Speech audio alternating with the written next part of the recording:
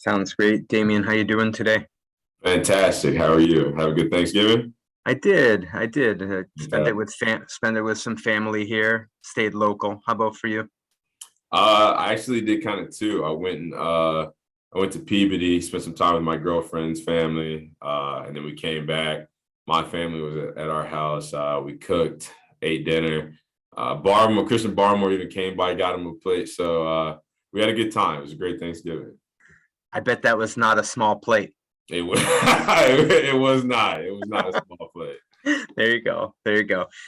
Two quick ones, Damien, from me today. What was the best fight song you heard today at practice? Man, come on. Come on. You already know the answer to that. You are the Dixie's football pride, Crimson Tide, roll tide, roll tide. You know that. There you go. I wanted to, so the football one I wanted to ask you was about like from a player's perspective, when you're in a share the load situation, like last game, I felt like you got a series, Ramondre got a series. At least that's the way the game seemed to start. Mm. From a player's perspective, what is your I don't know, what is your thought about that, or how do you view that in terms of does it help you? Do you all that? Yeah, it's been great, honestly, because we got a lot of guys that can do a lot of different things, and I think that speaks volumes about our team. I think it speaks to our depth at all positions. We got a lot of great players playing a lot of football at a lot of different positions, and the best part about it is obviously the next man up. The level never drops. The expectations are always the same, and that's just the way it goes. Obviously, having a lot of depth can keep guys fresh. Rotating a lot of guys, it keeps guys fresh, allows us to keep going out there, to be able to execute, play well, and ultimately, we're all in this together. We know everybody on this team has a role, everybody has a job to do. So regardless of when your name is called, when your number is called, whenever you get out there, you got to go make a play. So I think having that total team depth at a lot of different positions allows guys to just go in there, be fresh, play well, and we all play together. We all play for one another, and we're all in this thing together. Next question, Evan Lazar, and Jalen Mills is in the other room, and very limited people are in there asking questions. So go ahead, Evan. Hey, Damien, how you doing?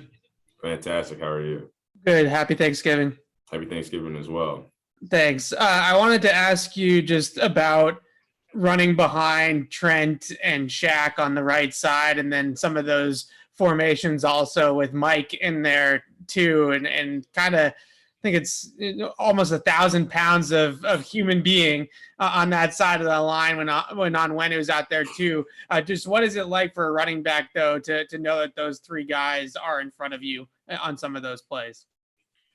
Oh man, our entire offensive line, tight ends, our receivers, everybody does a great job of getting a hat on a hat and just moving people out of the way. I mean, you see some of our runs sometimes, and we're not getting touched until we're 5-6 yards down the field.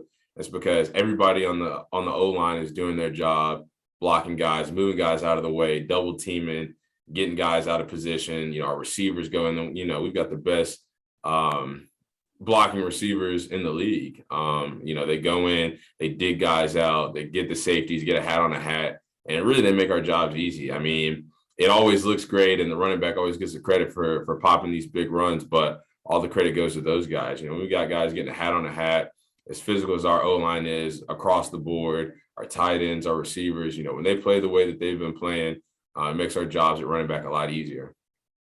Thanks, Damien. Next question, we're going to go to Chris Bryant, and JC Jackson is going in the next room, Stephanie's room. Hey, Damien, how are you? Fantastic. How are you? Awesome. Mike Vrabel described your rushing attack as being the best in the National Football League. What, in your view, goes into kind of the diversity of this attack, and why do you think it is so effective? Well, I mean, it starts with what I just said. I mean, you got the five guys up front.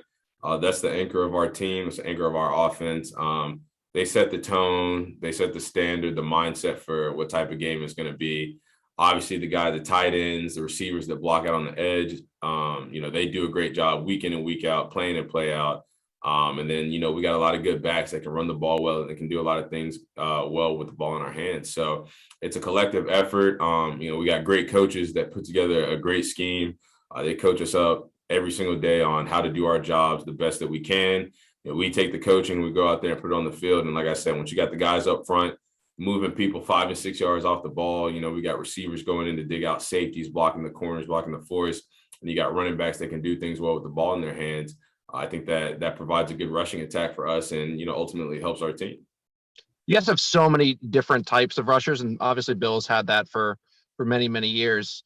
From a mental standpoint, what do you have to do in order to make sure that, you put yourself in a place where you look at it as a strength as opposed to, this guy's getting more carries than I am, et cetera, or maybe I have a skill set that's not being utilized as much as maybe it should be. Like, how do you put yourself in a place where it's, it is team first and everything else kind of gets pushed aside?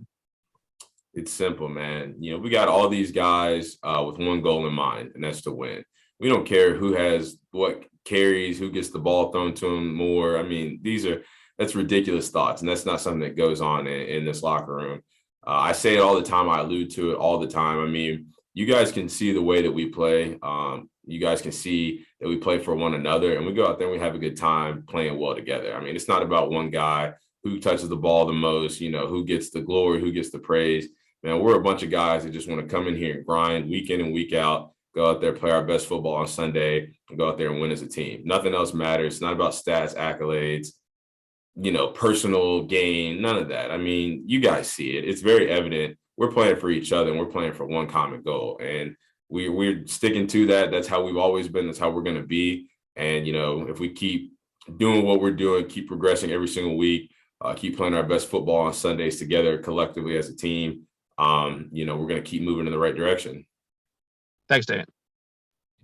2 final questions, Zach Cox and Doug Kite. Hey, Damien, you kind of just alluded to it right there, but pretty much everybody that we've talked to this week and last week has really just talked about how together this team feels and how strong the chemistry is within that locker room. Mm-hmm. Maybe a simple question, but how beneficial is it when you're playing football with a bunch of guys that really just seem to genuinely like spending time with each other? Well, I mean, you see it. You see it every time you watch us play on Sundays. I mean, every time somebody has a good play. I mean, I think the best way to describe it, not to focus on one particular play or one particular moment, but, when Kobe scored his first touchdown, I mean, you saw it. Everybody was on the sideline, was completely empty. I mean, completely empty. Everybody was running on the field. Everybody was celebrating. And I think that play kind of embodies the spirit of this team. Like I said, it's not about one of us. It's not about who gets the ball the most, who catches the most passes, who gets the most carries. It's about the whole team. We love each other. We care about one another. We want to play well for one another because I know that every other guy in that locker room has the same goal in mind as me. And that's to play together, to be out there, going to battle with one another and just doing whatever we got to do in order to get a win. And, that's what this team is about. I can't talk enough about how close this group is and the love that we have for one another and, just how close this group is. So, it's easy going out there and playing with guys that love football and love doing this as much as everybody loves doing it the same. So, it's a lot of fun out there. Great. Thank you. And last question, Doug Kite. Hey, Damien. Josh McDaniels talked about this a little bit early in the week about how Mac Jones has a very catchable football. What to you makes his throws so catchable? I don't know. I'm not a quarterback analyzer. I have no idea. I couldn't answer that. But the best part about Mac, is the fact that he shows up every day ready to work, and he is the hardest worker. He's one of the most focused guys, and you see in his preparation translates, and he just shows up ready to do whatever it takes to be the best leader, the best quarterback that he can be. So whatever he does to make his football so catchable, I don't know the answer to that, but he does a great job for us. He's a great leader and he's a great teammate, and he shows up every day ready to work. Do you find his passes easy to catch? Well, I focus more on taking handoffs, but I mean, the throws, he makes throws and we catch them. I mean, it's a collective effort. He throws it, we catch it. That's how the passing game works. Thank you. Thank you, Damien. Thanks, Appreciate everyone. it.